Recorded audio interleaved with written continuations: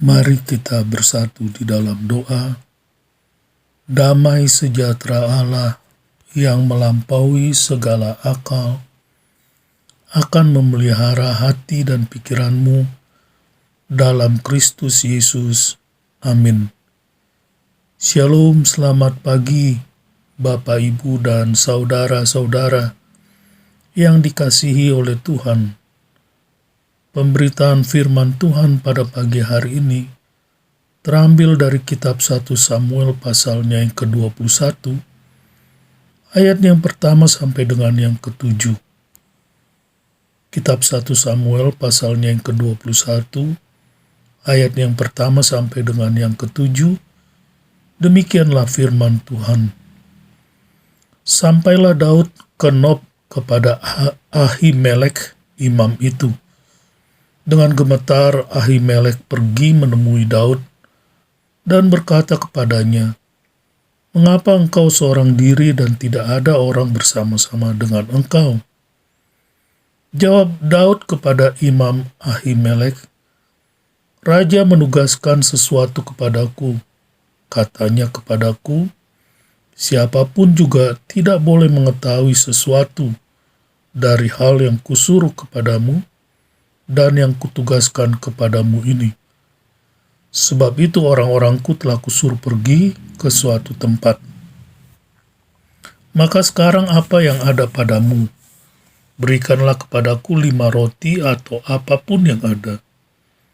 Lalu jawab imam itu kepada Daud, "Tidak ada roti biasa padaku, hanya roti kudus yang ada. Asal saja orang-orangmu itu menjaga diri terhadap perempuan." Daud menjawab imam itu, katanya kepadanya, "Memang kami tidak diperbolehkan bergaul dengan perempuan, seperti sedia kala apabila aku maju berperang. Tubuh orang-orangku itu tahir, sekalipun pada perjalanan biasa, apalagi pada hari ini, masing-masing mereka tahir tubuhnya." Lalu imam itu memberikan kepadanya roti kudus itu, karena tidak ada roti di sana kecuali roti sajian. Roti itu biasa diangkat orang dari hadapan Tuhan, supaya pada hari roti itu diambil, ditaruh lagi roti baru. Maka pada hari itu juga ada di sana salah seorang pegawai Saul, yang dikhususkan melayani Tuhan, namanya Doeg, seorang Edom, pengawas atas gembala-gembala Saul. Demikian pembacaan firman Tuhan di pagi hari ini. Bapak, Ibu, dan saudara-saudara yang dikasihi oleh Tuhan, dalam kitab 1 Samuel pasal yang ke-21 ini, dikisahkan tentang Daud yang melarikan diri dari Saul. Daud datang ke kota Nob, di mana tabernakel itu berada, dan bertemu dengan Imam Ahimelek. Daud meminta makanan, tetapi Imam Ahimelek tidak memiliki apa-apa selain roti sajian, yaitu roti yang telah dikuduskan untuk dipersembahkan di tabernakel. Peristiwa Daud yang memakan roti persembahan muncul dalam tanggapan Yesus kepada orang Farisi. Ketika orang-orang Farisi itu menuduh Yesus melanggar hari Sabat, di mana murid-murid Yesus memetik biji gandum dan memakannya saat mereka berjalan melintasi ladang. Orang-orang Farisi menyatakan keberatannya dan berkata, "Lihat," kata mereka kepada Yesus, "murid-muridmu melakukan apa yang dilarang pada hari Sabat." Sebagai tanggapan, Yesus mengutip 1 Samuel pasal 21 ini. Yesus mengatakan, "Tidakkah kamu membaca apa yang Daud lakukan ketika dia dan orang-orangnya lapar? Ia masuk ke dalam rumah Allah, lalu ia makan roti yang dikuduskan, yang seharusnya tidak boleh mereka makan, karena roti tersebut dikhususkan hanya untuk para imam." Yesus tampaknya menggunakan apa yang dilakukan Daud mengenai roti persembahan sebagai suatu pembenaran atas apa yang dilakukan oleh murid-muridnya. Ada beberapa pandangan tentang Daud yang diperbolehkan memakan roti persembahan ini. Di antaranya adalah yang pertama, pendapat yang mengatakan bahwa imam telah meminta dan menerima izin khusus dari Tuhan untuk memberikan roti itu kepada Daud. Namun jika kita memperhatikan teksnya, tidak menjelaskan bahwa imam benar-benar bertanya kepada Tuhan tentang Daud. Sudah tentu pandangan ini melampaui apapun yang bahkan disarankan dari konteks jauhnya.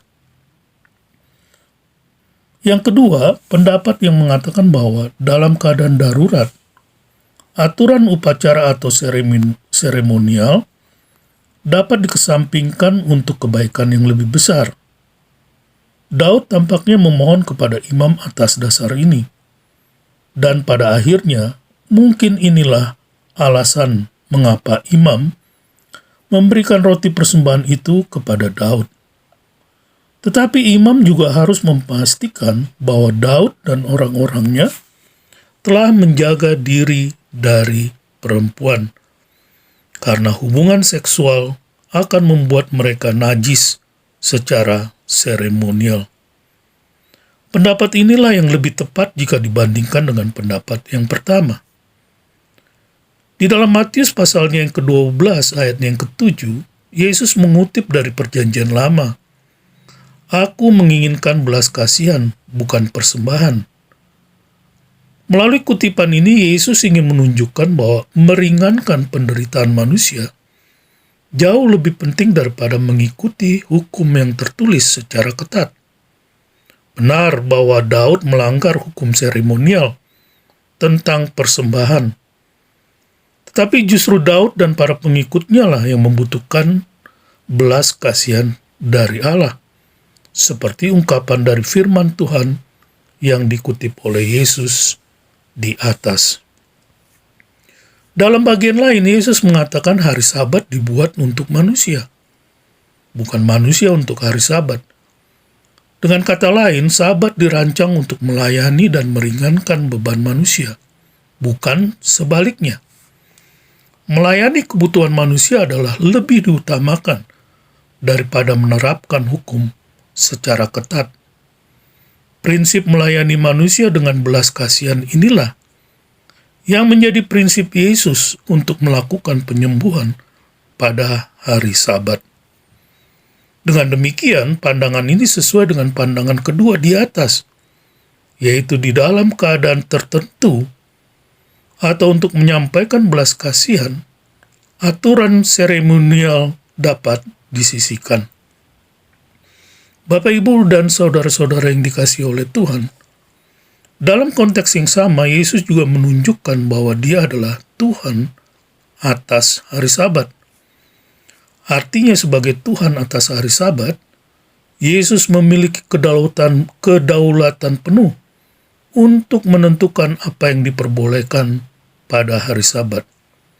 Tentu saja, Allah dapat memberikan izin khusus kepada Daud untuk memakan roti persembahan. Sama seperti Yesus juga memberikan izin kepada murid-muridnya untuk memetik dan memakan biji gandum pada hari Sabat. Maksud utama Yesus tampaknya adalah ingin menunjukkan bahwa orang-orang Farisi adalah orang-orang yang munafik. Mereka melihat bahwa apa yang Daud lakukan adalah kesalahan. Namun, di sisi lain mereka mengakui bahwa Daud adalah pahlawan besar.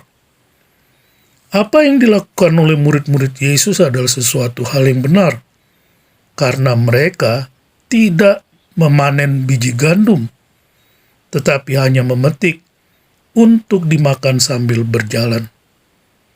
Orang-orang Farisi tidak mengutuk Daud karena melanggar hukum seremonial, tetapi mereka justru mencela Yesus karena melakukan sesuatu yang sebenarnya diperbolehkan.